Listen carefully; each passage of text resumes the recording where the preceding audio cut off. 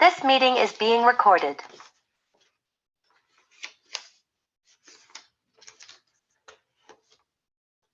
Greetings, friends.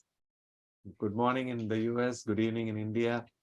It's a pleasure to meet with so many amazing people today in the second session that we want to discuss about what our true potential is. Share some slides and we'll go and get started. Last week was the first of our 2023 8-week series where we discussed who am I? Today is very similar. What is the true inner potential that we all carry towards our health and our well-being? My disclosures are the highlifejourney.org, where we place all this information for everyone to view. And Seeking Hunger is a 30-40 page book that invites us to understand our lifestyle and our food intuitively. This is the entire 8-week program, and this has evolved over the last 10 years to help people with heart issues. But again, there are so many children and grandchildren of our cardiac patients who are loving these methods. So we want to encourage everybody to embrace these simple tools towards building resilience. Dr. Chocolingam, I'm having trouble hearing you. Could you speak a little louder? Yes. Is this better? Thank you. Better. Excellent. Thanks so much, Marilyn. So Heartful Living is about understanding ourselves a little better and building that intuitive confidence to move forward despite whatever challenges life may throw at us. So in the next several weeks, we are going to touch upon so many key aspects that improve this deeper mind-body understanding and resilience building. As we try to move forward, I'm going to ask this because this is our first time that we are offering this as a certification program for healthcare providers. Do we have VA healthcare providers who are interested in this certification and who have joined us today? You can unmute yourself or put it in the chat if you are a dietitian or a doctor or a psychologist within the VA system and you are interested in certification in High Life. Hi, my name's Ananda Kaplan. I'm one of the dietitians at the VA in the Bronx. I'm joining today because I'm interested in certification. I work a lot with whole health in the Bronx, and I just really love a lot of these properties. I grew up in a transcendental meditation community, so this like touches a lot on things that I grew up with also. So very excited. Excellent. Thanks. Ananda, we don't see your video. We just heard your voice. That's fine. Unless you want to come up and say hi again to us. I see that smile means so much more. That's what this group is about, having fun. Yeah. So did you come last week also? Yes, I was there last week also. Okay, because several years, all of this actually started in the VA. That's why we have the whole health symbol right up here, because the whole health group in our Columbia, Missouri VA allowed or created this platform for me to start Heartful Living formally on Fridays. After the pandemic, we moved it to Mondays, and timing is a little different now so that people in India can also simultaneously join us. But for the first time, this is the 8-week series that we want to certify providers so that they'll be confident in practicing this way of life. In the last 10 years, I was trying to help cardiac rehab patients who've been through bypass, stent, and procedures to comply with their medicines. But now the program is so useful that as a complementary tool, it can actually help reduce medications. And that's what you see up here. We are able to reduce the risk for heart attack, anginal pain. We have so much weight reduction that we don't even want to put it out there now. We are getting 30-50% weight reduction, reversing biological age, reducing medications, building intuitive resilience, and teaching novel exercises. This is the 5th or 6th of our sessions. Am I exercising right? The reason is exercise, when we started out, was the first, but now we have moved it down to 5. And you're going to realize that exercise is great. It is part of our well-being and health, but there is so much more that we need to understand before we even begin in that journey. That's why exercise is now becoming, I shouldn't say secondary, but there are other things that we need to focus on first. So that's where we are. So I invite Ananda to join all these 8 sessions. And if you don't, you can email me and I'll send you the recordings, or you can go to High Life Journey, and hopefully within a few weeks, all these recordings will be there. And then over the next few months, we'll give you some programs on how you are doing in your own journey and in helping others in Bronx VA engage their inner nature in their health. So when you practice this a little more over the next few months, we will hopefully be able to officially say you're a high life coach, because this is not just doing this many hours of CME or medical education. It's more an experiential thing where you learn the methods, you practice it for yourself, and you gain that confidence from within to teach patients how this can be done. And then this certification right now doesn't make any money for anybody. Despite that, Ananda wants to get certified out of her goodwill for her patients and our society. So before we move forward, we need to give a big hand for Ananda for joining us with that purpose. Thank you so much. I feel very grateful to be here. So thank you. How many others from the VA provider network are here like Ananda today? Just Ananda. Many others might be able to get that certification if they view the videos asynchronously, but definitely it's way better if you come join us live. If you encourage some others in the VA system, please let them know, Ananda. Yes, Tama. Yeah. Yes, I am a retired nurse, but I can help for my group. You know, the group meditation group, I can help them. Excellent. So you want to be certified too. We want to certify the whole world. We wish the world was certified 5,000 years ago, because this is simple ways of living. We ask people to smile. We teach them why it is important to smile. So that's all this whole thing is at the end of 8 hours. But it's going to be so fun that if you'd build that confidence in yourself and you tell me in a few months that you've been through these 8 weeks and this is what you're doing in your day-to-day life, or I would like to know upfront like today. And then in some emails, I'd like to maintain that list and over 6 months, track your progress. That way, all of us will understand what high life is when we certify you. Make sense, Tara? Yeah, amazing. Thanks for joining us today. I'm seeing a lot of chats. Let's quickly go through them.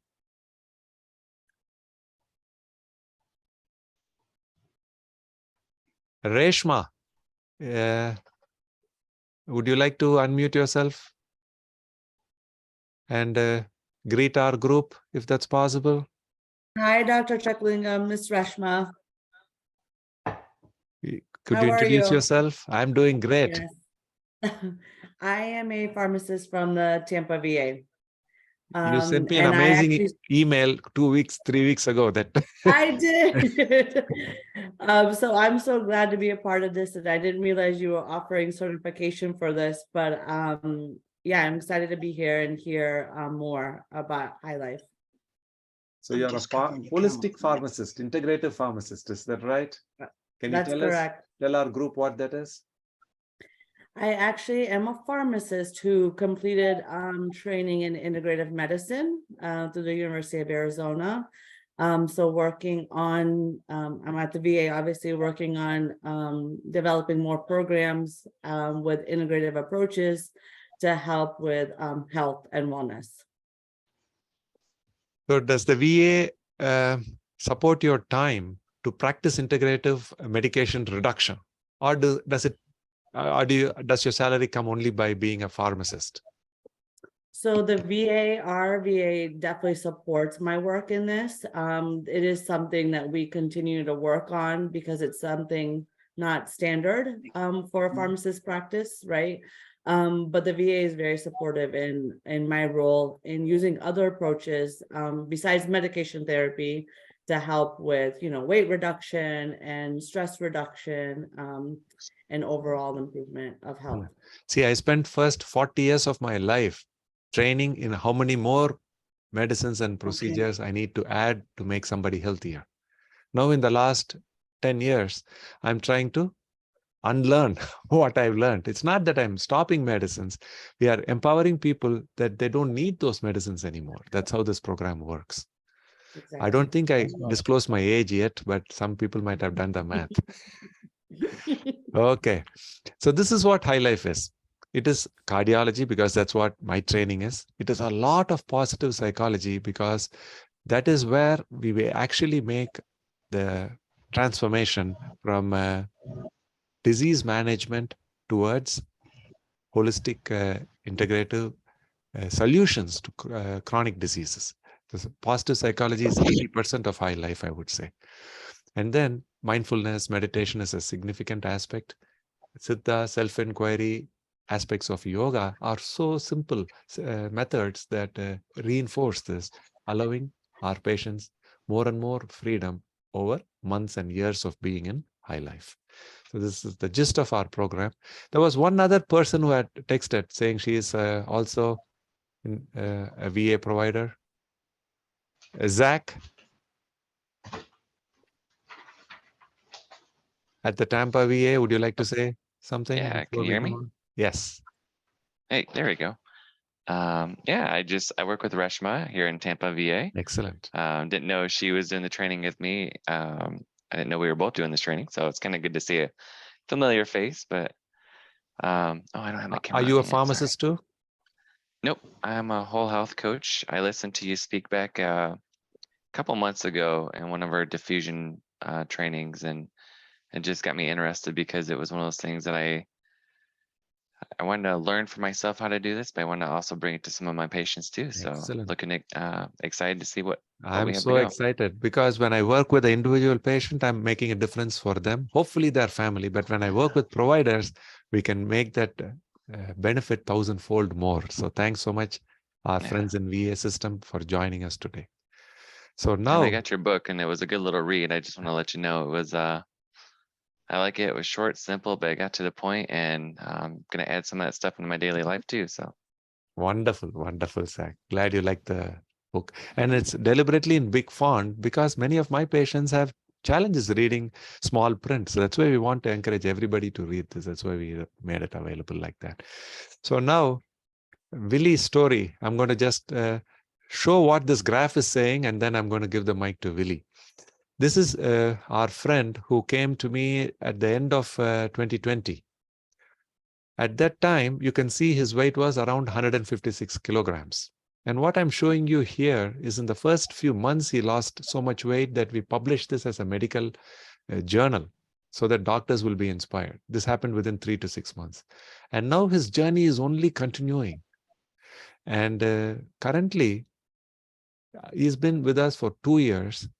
And we don't think of Willie as somebody who's 66 because he himself feels 10 years younger, and his BMI is getting better. His health is getting better. He's going to talk to you a lot more. But as a cardiologist, it's so important for me to share a story because when he came to me, his ejection fraction was only about 25%. He had leaky valve, pressure in the lung was very high, and he had irregular heart rhythm. Plus, he had other medical issues. He was not able to walk much, on a wheelchair, and he had kidney failure. He was at risk of needing a bypass surgery, plus being on permanent dialysis when I first met him. He had been in a hospital for several weeks, and he came to me for a second opinion.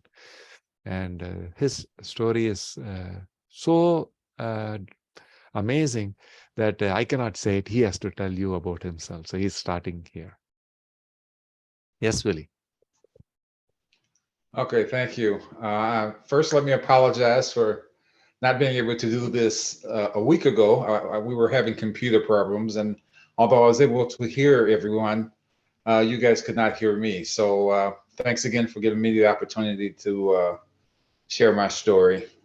As Dr. Chockalangham just explained to you guys, when I first came to him, I was in pretty bad shape.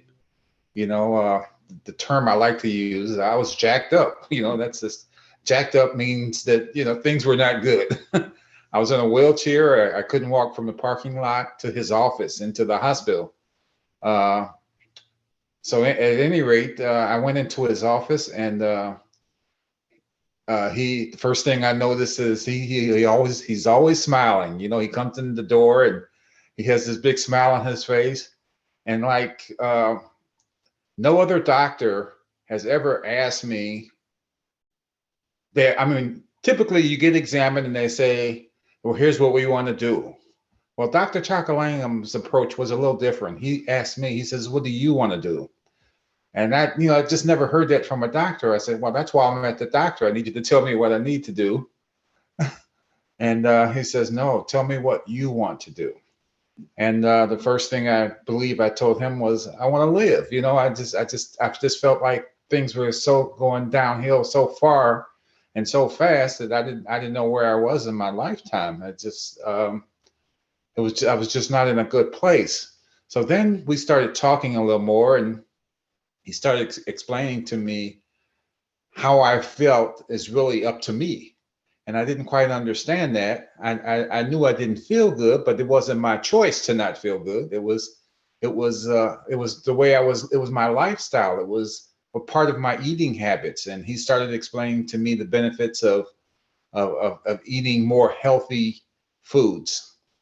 And then he mentioned, he says, "How often do you get hungry?" And I said, "Well, I eat 3 times a day, breakfast, lunch, and dinner." And he started to explain to me, he asked, why do you eat 3 times a day? I said, "Because when I wake up, I'm typically hungry. And at noon, I look at my watch, and it's generally at 12 o'clock, the mind tells me it's time to eat.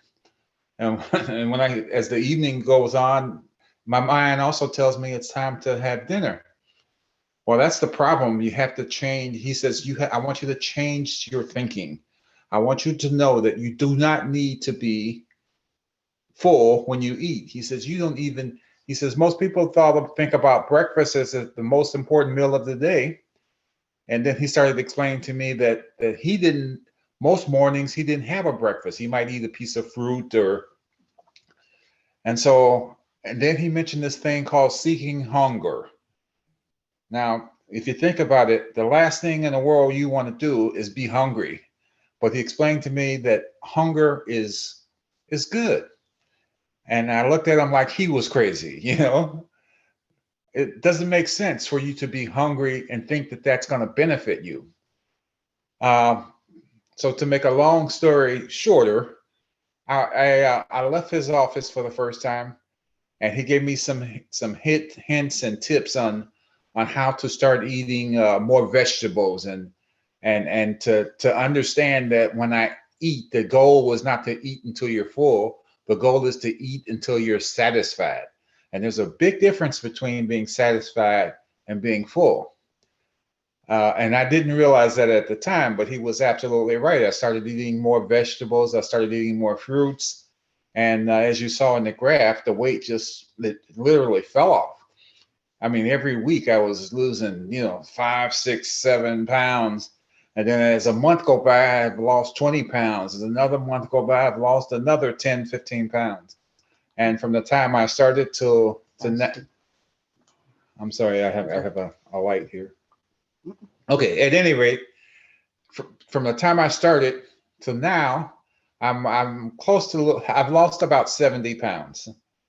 And I started to recognize that the reason, every time I noticed this weight loss, the better I felt mentally and physically. And every time I went into this office, he made it a point to tell me, "Willie, are you smiling 20 times a day?" And I thought that was crazy too. I said, because I never thought about, but now after 2 years of being a patient of his and understanding, having a better understanding, the truth is I probably smile 100 times a day. and that's very easy to do. And I believe it's 20 times an hour but again, I woke up late this morning. My wife says, "Hey, you going to the meeting?" And I said, "Oh my goodness." But even saying, "Oh my goodness," I had a reason to smile because I knew I wanted to do this class. And so again, to make this story even shorter, I want to again thank thank you guys for letting me share my story. And Marilyn, I want you to know that I heard your story was it Marilyn who spoke last week? And you were outrageously encouraging. And I just thought that hearing from everybody gives me encouragement, and it puts me on a more narrow path to my journey. I am very encouraged with this program, and I know that as he said, I feel so much better. The difference between the way I felt 2 years ago and now, I'm back. I'm back doing things that I never thought I would ever do again. I'm exercising and I'm eating. Now, don't get me wrong, I still like to eat, but I don't eat the volume of food that I used to eat. And I've changed the way I eat in terms of what is it? The vegetables. What is that called? Stir fry. No. When okay, there's a term that he uses that for healthy eating that I can't think of right now. But at any rate, plant-based. That's what it is. And fasting. Plant-based eating and fasting. That's another thing I was going to talk about, and I'm sure Doctor will talk about that a little later. But fasting, making sure you don't eat anything after 7 and don't eat anything before 9 o'clock the next morning, that has been a tremendous help, because I didn't think I could do that either. I mean, I would always have a bedtime snack, but now I try and eat before 7 o'clock, and I make it a point to go. Well, now I'm going to around noon or 1 o'clock. Because I want to make sure I'm instead of the 14 hours, I want to do closer to 18 hours, and I have yet to do the 24 hours, but that is my goal. I want to do that at least once a week, because I want to know what it feels like. It feels good just to do the 18, and I'm satisfied. Again, there's that word, satisfied. The satisfaction level that I have is amazing, and I'm going to continue to do it. And while I have the opportunity, Doc, I see. Again, you're smiling, and you have me smiling. And thanks again for letting me share my story. I appreciate it. Thanks. Amazing, amazing. Do we all want to give him a big hand? Our hero, Willie.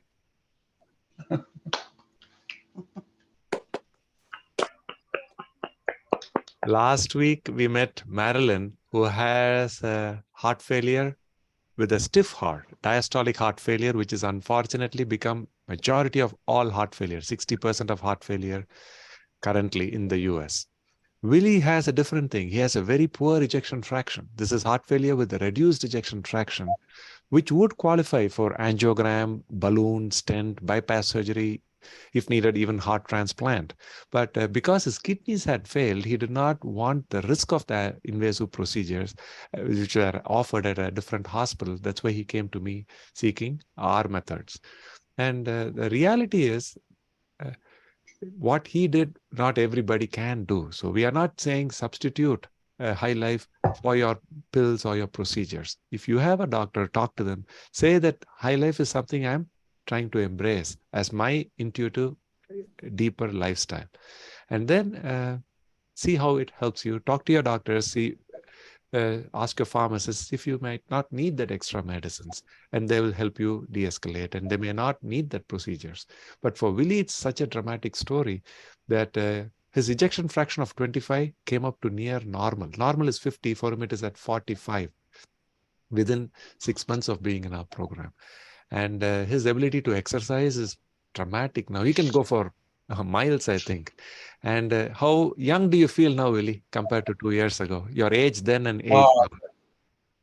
I think I'm in my 50s mentally. What was your age, say 2 years ago before we started? Oh, I felt like I was 85, maybe closer to 90. So we are talking about 30 years of health. And how much is the monetary value of that? We cannot measure it because life cannot be measured in economic terms. No, it can't be measured. So this is individual level, and it is so profound that we can't discuss this any further. It is so deep. I'm so glad that Willie came and he shared his story. One last question for Willie that I'm going to ask. How much effort do you have to put in High Life, Willie, in the last 2 years? Is it very effortful, or are you able to do this sort of naturally, intuitively, effortlessly?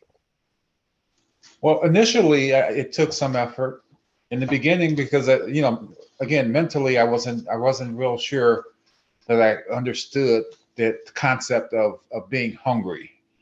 But after I did it that only took a couple of weeks, and then I really dove into the not eating during certain hours, and I dove into the plant-based foods. And my wife now cooks, stir-fried vegetables on a regular basis.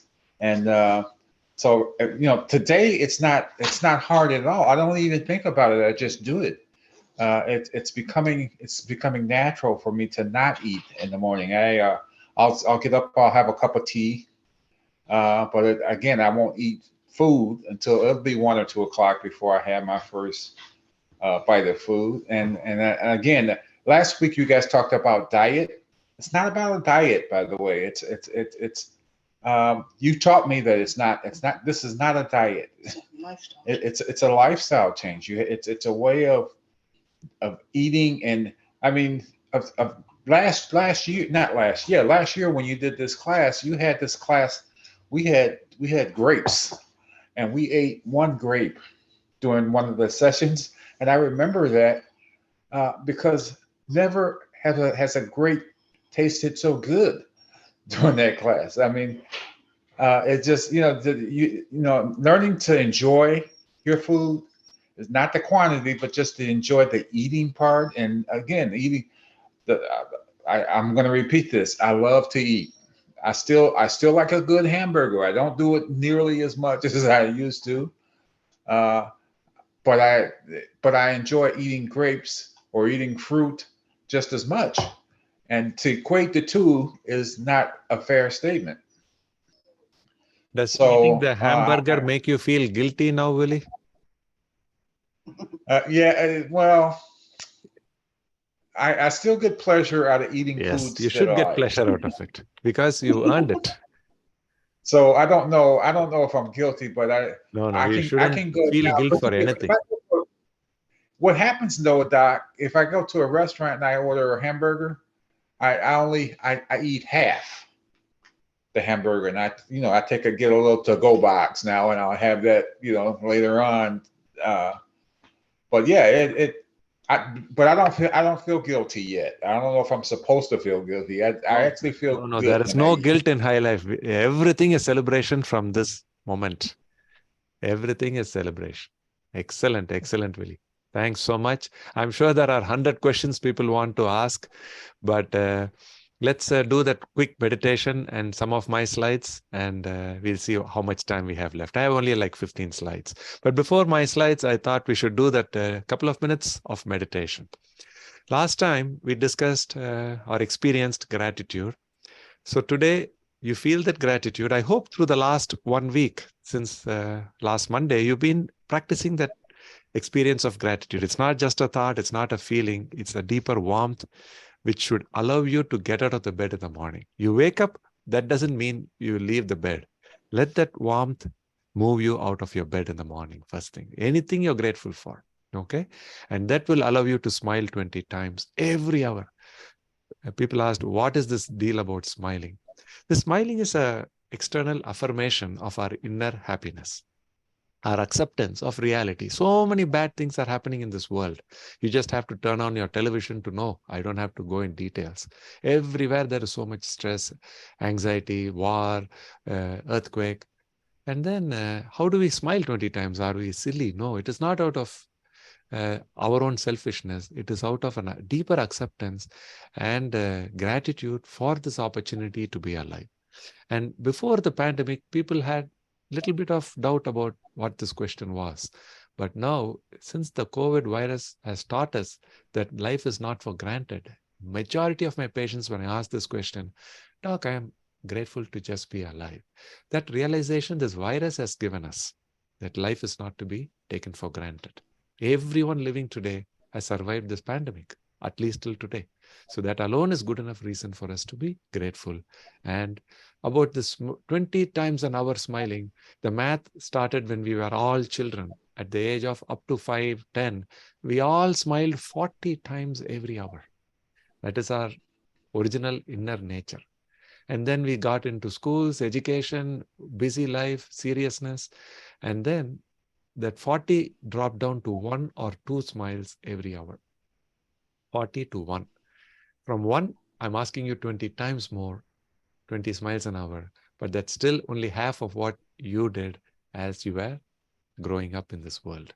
So 20 smiles is just a physical affirmation. And if you're in a busy circumstance where it's not convenient to smile externally, feel that smile inside you. That is equally beneficial. And the smile will create so many levels of benefit that we need 1 hour to talk about it. But that actually allows us to look at food without needing it to gratify us. So ultimately, 90% of everything we eat is for emotional gratification, to feel good about ourselves. If we start out feeling good, then we don't need the external food to make us that much happier. Okay, so we'll start with a smile for something that you're grateful for. If you're on camera, I can see you smiling. If not, that's okay. And then logically you smile, feel that thing, and then we'll sit back. And today's meditation, people also ask how to meditate. The thing is, many systems are there. I think this smiling and gratitude is good enough. And then if you want to go a little deeper, even deeper than that gratitude, the only thing left is silence. So you can try to be silent, but we are all quiet here. What silence I mean is, don't worry about your thoughts. The thoughts may keep coming back. Just let them come and disappear. As you look at them, just let it go and then sit quietly again for a few more minutes. Don't worry about again and again new thoughts coming up. That's the nature of the logical mind. Let it be where it is. But we'll sit up as straight as possible in our chair. Sit back and then feel your feet on the ground. Feel the whole body relaxed, especially the shoulders, the neck. And you can close your eyes and feel that gratitude. Smile once for us and then let all that also leave your face. Let the face relax. You don't need to smile after that initial smile. Let the warmth in your heart be that gratitude. And for a minute, we will sit in silence. Even that gratitude, feel it and then let it also disappear. Let's just be quiet in silence for 1 or 2 minutes.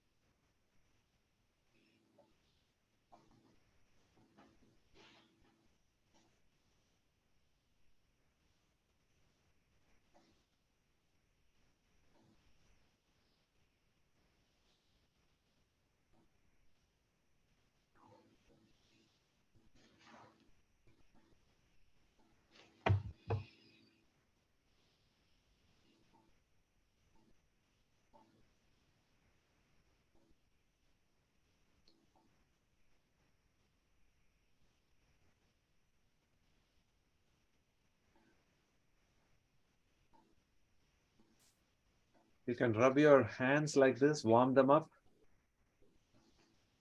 And then you can just place it on your eyes.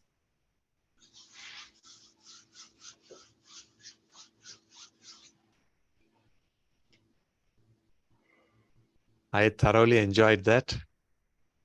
I'm sure many of you liked it. My request will be spend 5 minutes in the morning, maybe 5 more minutes in the evening, sitting back without your neck resting anywhere and trying to go into that gratitude and then even deeper into that silence if you can. Okay. Usually we do this like 10 minutes in person, but in the Zoom, we thought we'll just initiate you. And even today, another 20 minutes, we're going to go offline. Then if you have 5 more minutes, my invitation will be to just close your eyes again and try this for 5 more minutes. Okay. We'll go ahead with some slides I have. And next time, please get a grape, 2 grapes, all of you. So I'm going to get 2 grapes for myself. When we were doing it in our VA, I'll get a box of grapes for all my participants live, and we'll give that out and we'll all share it. But in the Zoom, I'm requesting you to get 2 grapes. If you don't like grapes, find nuts or some other small snack, which is real food. It's not opened from a wrapper. See, these candies, they are all in a wrapper. Don't bring a candy. Bring some fruit or nut or something like that. That's the only request. And we'll practice mindfulness while having the grapes next week. Okay? We'll go on to some slides. So this is the magic that Willie has done. So I take 20% credit for what Willie has done. 80% of his journey from 156 kilos down to 120 kilos, which is about 70 pounds or 35 kilos, is all on his own. And this is not the end of his practice of high life. He's only 2 years into it. I expect him to be in this for several decades, guiding us into better health. So I wish Willie all success. And I don't know who else better than Willie and Marilyn who can promote high life. I don't think Anand is needed anymore. So this is where we talk about our inner nature.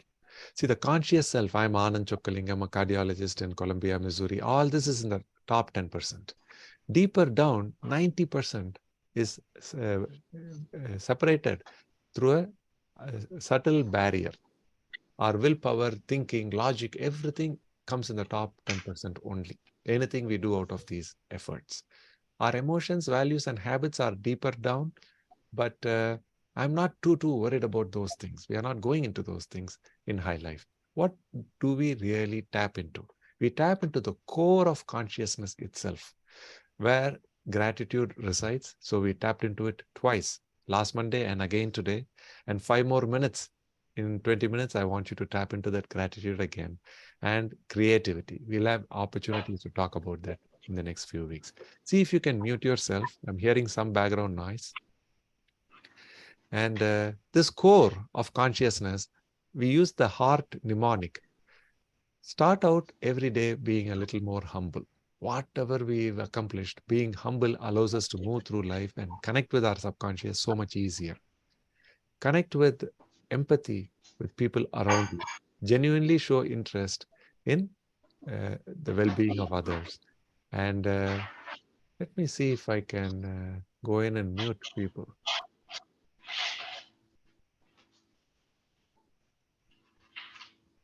Oh, I can mute myself there.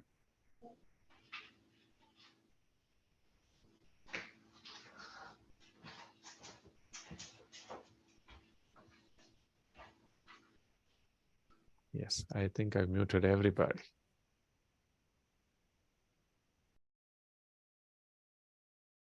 You're able to see the screen, I'm hoping. So being humble, connecting genuinely with people and their challenges and their stress and their anxieties. Aspiration is your own dream, goal, vision for your future. Genuinely connect every day with it. When we do it in the VA, people can sometimes say, Doc, I'm 75 years of age. I've lost a leg 30 years ago. Now I've been disabled for 15 years. What do you think I should aspire for? I don't tell people what they should aspire for. But all of us who are alive today, we can aspire for something that is big, beautiful, and that will give us new meaning in life. So that is the genuine connection that you need to explore within yourself to find out. You may not know the answer today, but it will come to you in the next short while. Reciprocation is the benefit of doubt that we give to others, that they probably would have done better if they had known a little more. That sort of trust. All these things build not only in our community, in our family, but trust in ourselves. What is the value of this trust that we have? It cannot be measured. It is so vital for us to move forward towards real health. So these are the tools that we use in self-inquiry. A little bit of mindfulness, formal meditation, practicing gratitude. You can maintain a diary, or since we requested you to wake up and get out of the bed first thing with a little bit of warmth in your heart, that alone is going to be enough to make you smile 20 times every hour. So if you're not smiling, then you have to connect back with that gratitude. So that is the start of high life. And connecting with people in your life, genuinely caring for them, being more creative. Every time we learn something new, that makes us younger. Sports, any exercise, these things, again, we will focus some more over the next several weeks. Flow, fasting, meaning and reason for waking up in the morning in Japan is called Ikigai, and how to benefit from silence itself. These things we will discuss some more. Maslow, a few decades ago, determined that we need food and water. Without that, we cannot sit and talk any philosophy. But once we have basic food and water, then we look for protection at night through shelter, a home. Then we want to have some family, somebody that we feel connected with, friends. And then comes, after you have all these things fulfilled, working towards power and recognition and fulfillment in our job. Only 1 in a million move towards self-actualization, which means writing new music like Beethoven or creating new science like Einstein. They are giving their best towards optimal potential and performance. Maslow's hierarchy stopped there, but he realized towards the end of his life that there were some people who did not operate in any of these spheres. They had transcended their own needs and wants for a bigger cause. And you can use Mother Teresa or Martin Luther King or Gandhi or so many people who have taken pain on themselves towards a bigger cause, and they see more value in living for that bigger cause. So that is what is transcendence. And the way we encourage self-inquiry moves people in that direction naturally. We don't say you need to give up your thing and go after volunteering in your church or at the food bank. But a lot of times we've seen in the last 15 years, many of our high life participants move in that direction intuitively. So we can break through all these stages and directly understand who we are. This self-inquiry allows us to connect deeper with our community genuinely. So we treat heart attack, diabetes, hypertension, cholesterol, even reduce the risk of cancer by 80% when we move more and more towards healthy diet and stress reduction, maybe more than 80% cancer risk reduction. Just by moving to plant-based diet, there are some studies saying we can reduce cancer by 80%.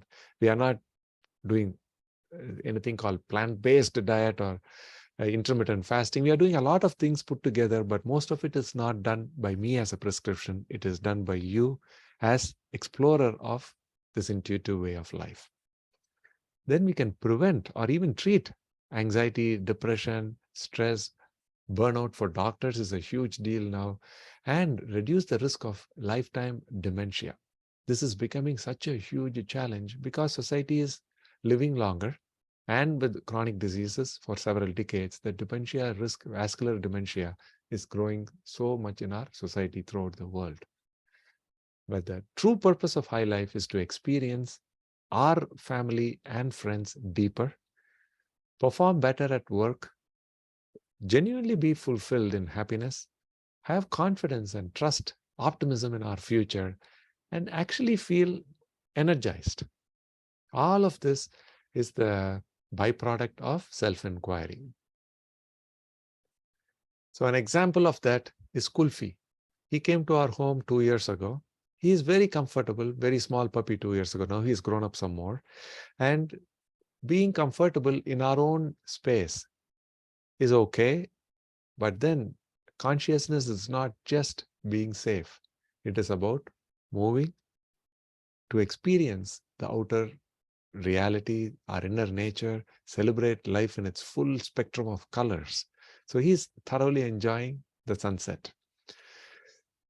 If we look at meditation, mindfulness, it would be at this level.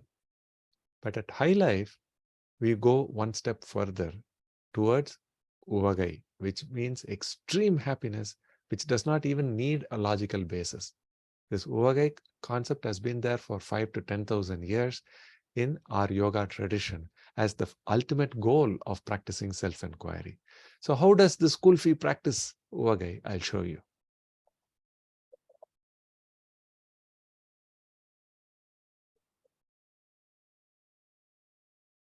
So the movement becomes so much more easier for us to experience life and experience ourselves.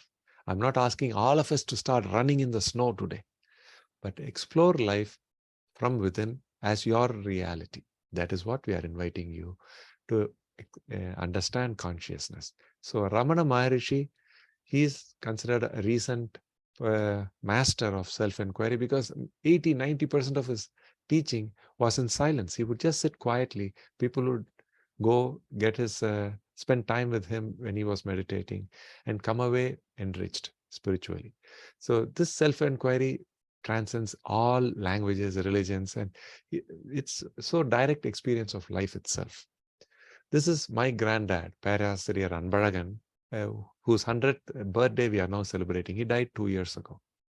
For his life was a very direct message. He said, you will enter into flow or life becomes effortless. That's what he would say when you connect with a purpose, preferably when you're in your youth. For him, that connection and meaning in life came from reminding our entire Tamil race to have trust in themselves and respect themselves. Why would he need to talk about self-respect? You would think self-respect everybody should have. But the reality is for 2000 years, Tamil people in southern India thought they are inferior to some other superior caste systems in our own culture. So he fought against 2000 years of intrinsic oppression from within. So being born in our own land, the British ruled us for 400 years, but the caste system has ruled us for several thousand years. So he said, being born a Tamil, you don't have to be inferior to anybody. That's all he spent his entire life on. And whatever happens in the political sphere, it wouldn't bother him because in his heart of hearts, he was connected with that purpose. He said, I'm just doing what I can to inspire people towards the truth that is so obvious to me. So this is what Mihai Csikszentmihalyi wrote a book in 1975 for the first time about the science behind the same flow that has been there for several thousand years in yogic wisdom. And he says you can optimally engage with a task free from self-consciousness. And this intrinsically is an enjoyable state where we are going to spend much more time on what this flow entails in the next time that we meet. So this also we will have for the next session. We just have 5 more minutes. So I'm going to stop here and open it up for a rapid fire question answer session. In the next 5 minutes, we want to go through at least 10 questions if we can. I don't know, whatever we can, we will do. And I'm so glad and thankful for all of you for joining us.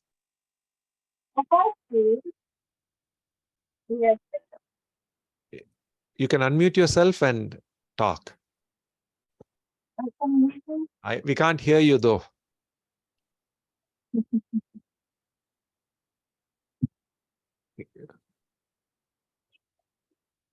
Anybody else wishes to say something? We are not able to hear you, Charlene. Hello, can you hear me now? Yes. Okay. Similarly to the gentleman that spoke last week, I have heart failure with a decreased ejection fraction. And you had told the gentleman last week to contact you, but when I tried to use your links, they told me it was invalid address, so I couldn't get through to you. So I'm wondering if you could repost. Where are you based, Charlene? Right here, right outside of Columbia. You can come and see me in my clinic here. I'll be happy to take care of. You don't need to switch your cardiologist. You just have to come and see me ask for an opinion from me, and I'll be happy to take care of you.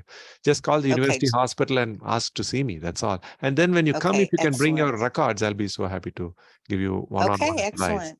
Because even All in right, people thank- we have a weak heart, ejection fraction is reduced. We find there are so many ways we can help, not only in psychology, which is what this program is about, but also in more tangible or measurable endpoints within the next 3 months, 6 months. So I'll be happy to work with you, but that is well outside the scope of what we can present in a conference like this. So that's why we don't want to Right, get into right. your space. I'll be so happy to see Okay, if you live in this neighborhood. yes. And if you're a veteran, I'm happy to see you in the VA. But if you're a community person in Missouri and can come here to see me physically, I work at the University of Missouri. And I'm going to again put my Excellent. email address in this chat so people can email me also. Other questions?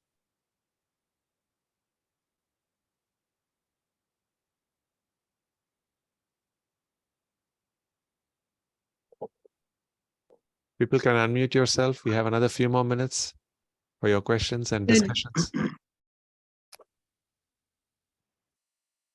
Anybody? Your email address didn't come up. Okay. I'll put it to everyone. I'm sorry.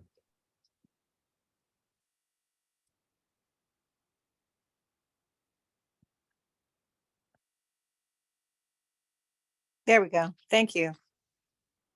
My last name, first initial at missouri.edu. Chokkalingame at missouri.edu. Sir, can I you have a post, question. Oh, sorry. sir, can you post the name of the book about flow? Mm. You don't have to That- do it now. Just You now I can post- posted. The book's name is Flow. Oh, is that it? Yeah. Okay. Mihai you. Csikszentmihalyi is the author. And it's an amazing book Okay. written in 1975. And that is the origin of the field called positive psychology. It took 25 years after writing that book for him to write a paper saying we need to create a new field to understand and work on the positivity that human beings are capable of. He just died last year. He's an amazing Oh. person that I never got to meet, but he practices the way the yogics have recognized intuitively several thousand years ago. So we combine the yogic wisdom with the positive psychology and flow that Mihai Csikszentmihalyi does. And it's only going to be fun once you start looking into this a little closer. Hello, Doctor? can you hear me? Yes, sir. I just want to let you know this is the first time I've been here. I've thoroughly enjoyed the interaction, and I wanted to let you know that everything that everybody's been saying and what you're saying, I've been trying to live. I do apologize for my appearance. I'll try to look better next time I come. I You're had looking no great, idea. Howard. Well, thank you very much, sir, doctor. And I look forward to future sessions. Thank you. If I may ask, what's your age and why are you in High Life? My cardiologist, Dr. Nader, she recommended that I do it. Number one, I'm 81 years old. I've had my heart operation was 15, actually this month, 16 years ago. And I've been eating like that one gentleman was talking about. I'm so glad to hear that I've been on the right path. I lost, in 2 years, I've lost 57 pounds. And I feel good, and I just enjoying it. I enjoy my friends and I enjoy my family, and try to be positive about things. One of the things I love to do is teach young people new things about their cell phones and things like that. I get a Amazing, kick out Howard. of You have the best teaching. cardiologist in the world, Dr. Nader. She is too She good. is And wonderful. that I'm sure Yeah. she played a role in you coming off 60, 70 pounds now.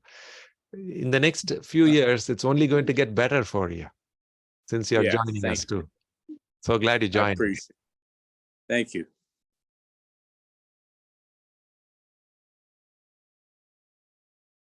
Anyone If else I'm wishes to taking- unmute yourself? Yes, Janet. Hi, should I take my, like the the medications that I need, should I take them in the morning anyway if I'm fasting, or should I wait and take them later in the day, or what's proper there? A lot of times it doesn't interfere. This is separate, that is separate. Many people find that if they have something, it makes it worse. Some people have it with coffee, some may have it with a banana. Is that banana going to break the fast? It's fast means 0 calories going into the body, but it doesn't have to be absolute. And you can talk to your doctor and see if some of the medicines you can take with your first meal. A lot of times that's okay. If your first meal is at 11 or 12 or even 1 o'clock in the afternoon, you can still take your morning medicine sometimes at that point. And then when you work with them, they might say that many of your medicines may be shifted to the evening. A lot of things can be done. It's not, you'll have to work with your doctor on that. Okay, thank you.